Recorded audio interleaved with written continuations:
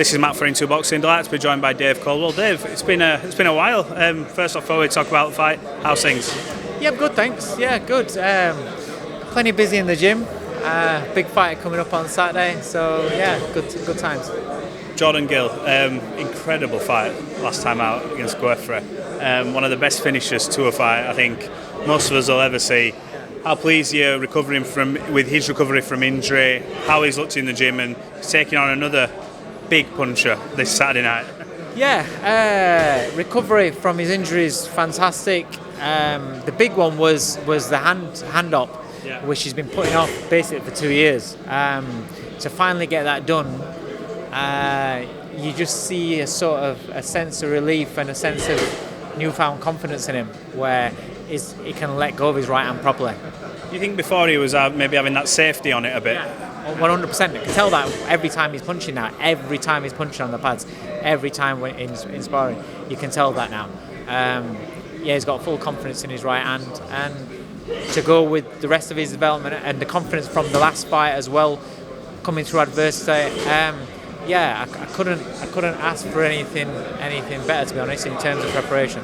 In terms of tough fights, that's probably as tough as it gets when you're battling with injuries, and I think mentioned perforated eardrums, the absolute works. That's the type of seasoning you need to become a world champion if you're going to be a world champion in this game. When you're coming into this fight, you're going against someone, Kiko Martinez, absolutely nothing to lose. He's just come back off, obviously beat Kid Galahad, but he lost to Josh Warrington, but he managed to put a dent in Josh's jaw along the way. How wary do you have to be going into a fight with a guy like this who's been there, seen it, done it, got the t-shirt? Massively, give him all due respect, because it doesn't matter whether you look at Kiko 10 years ago, you look at him today on the pads, you look at him in his last fights, he will give everybody an hard fight, and if he catches you, he's knocking you out, or in Josh's case, he's breaking your jaw. He's a very, very hard puncher. He's very, very tough. You know exactly what he's going to do, and we're prepared for that. And when you said about the last fight, the season, the things that he went through, that's part of what you need before. These fighters that are winning on points, looking good, doing well, controlling a lot of the rounds that they're involved in. When they step up to that upper level, the top European level, world level, there's going to be moments where things are going against them, and if they can't handle that mentally, forget physically, you can get splashed with a shot and you're out. That's it.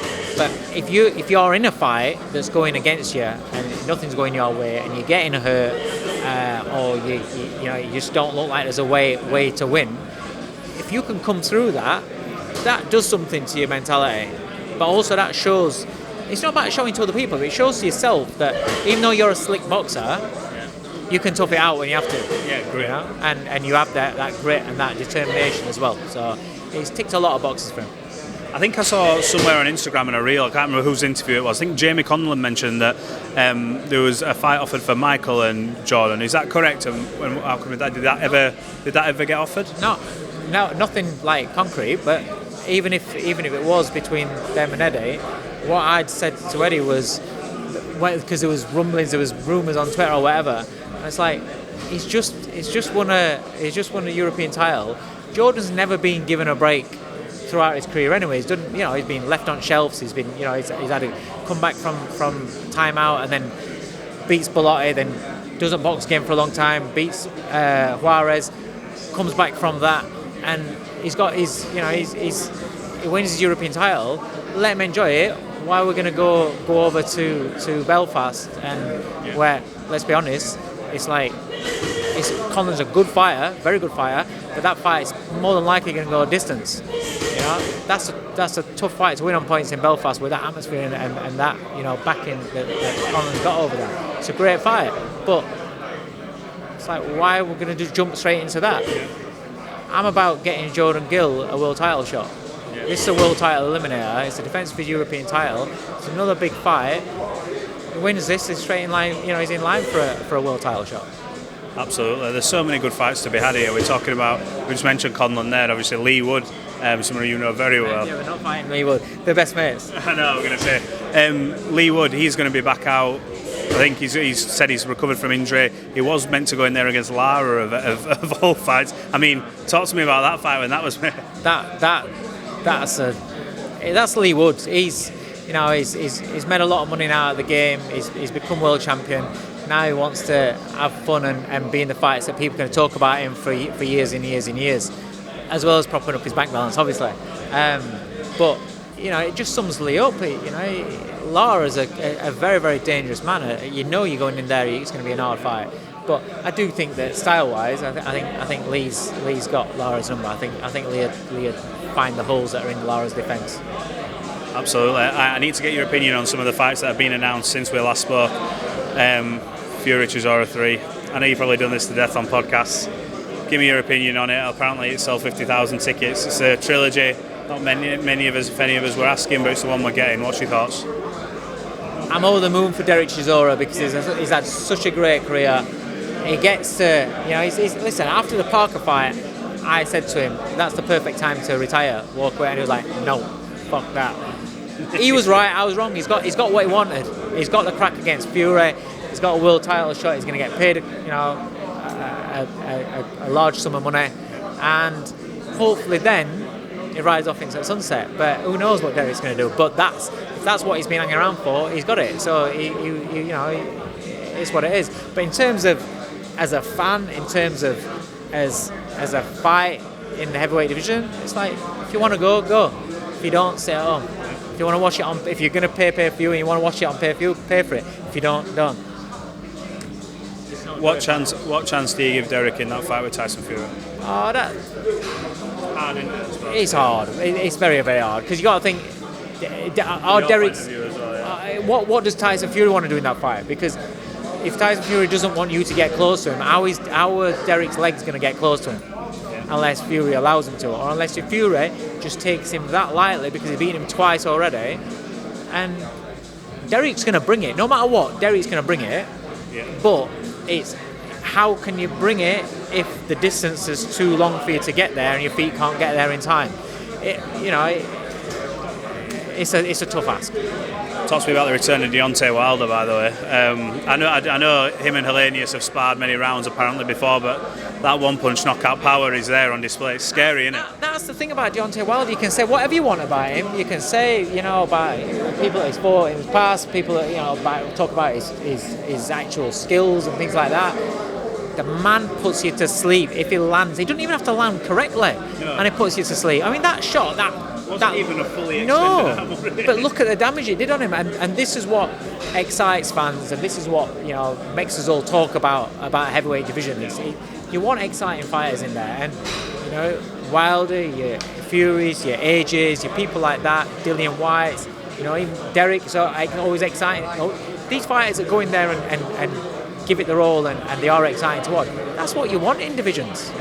100%. Look, I'll ask you about a sticky topic now. Drugs in boxing. I'm not going to talk about a particular person because I think everyone's doing it to death, talking about the Eubank Benn stuff. But how do we eradicate this problem we've got now? We keep talking about a VADA and a UCAD list. It must do your head in looking at it. What's the point in it? I've said it loads. The problem is because they're independent organisations. It's basically like you've got JD and you've got Foot Locker. Yeah. Is it Foot Asylum, right, or something like that? Two different, both sell trainers, but I can sell them at this price. You can sell them at that price. I'm going to stock this and I'm going to stock that. So these organisations that are testing for drugs, they're not on the same page. Yeah. One will test this list of banned substances, they class as banned substances, but it's not. The other one don't test for the same. So there's loopholes in there until they get their heads together and until they have a uniformed. This is what's banned. If you fail on that and you fail on that, it doesn't matter. You're banned full stop, or we take action full stop. Yeah. And again, the thing about VADA is that they're not. They don't dish out no authority. So it's like a voluntary. It's bollocks. But as far as I'm concerned, if you fail a drugs test, then it needs investigating. So it needs investigating, but not like, oh well, let's fight anyway and then investigate after. Because I'm not saying because I don't know the facts. So if you have cheated and then you go and inflict damage on that fighter, what have you just done there? Attempted. So it needs sorting out. There needs to be more organisation about this. That's one thing that got me about it. Fair enough. In that particular case that we're on about, the results were known a couple of weeks before. So for me, by all means, let someone have this due process that keeps getting spoke about, a chance to clear a name. I have no problem with that. But whilst that's happening, surely we can't be going along with proceedings. That's for me. That's the same. I get that 100%. I'm gobsmacked that I understand the due process. I understand that. I get that. Whatever legalities and things that I don't understand with lawyers and stuff like that, I don't get that. But I understand there are situations and circumstances that they have to, protocols that they have to follow. But forget all that legal bullshit and forget all the this needs to be done, that needs to be done. The bottom line is somebody's had an adverse finding in a drug test.